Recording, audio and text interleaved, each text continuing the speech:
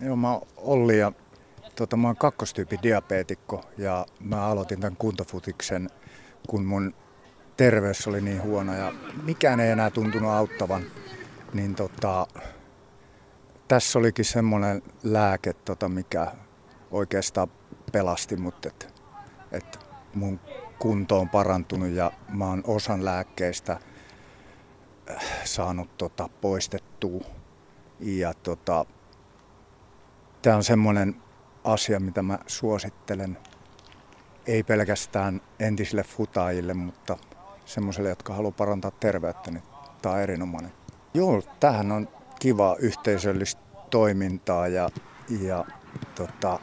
tästä voi syttyä kaikkea muutakin, että mä innostun tästä niin paljon, että mä lähdin pelaamaan ihan fudista sarjaan ja mä oon siis viimeksi pelannut 30 vuotta sitten. Kavereita saa tässä ja sehän tää parasta. Ja sitten, että tää ei ole niin tosissaan.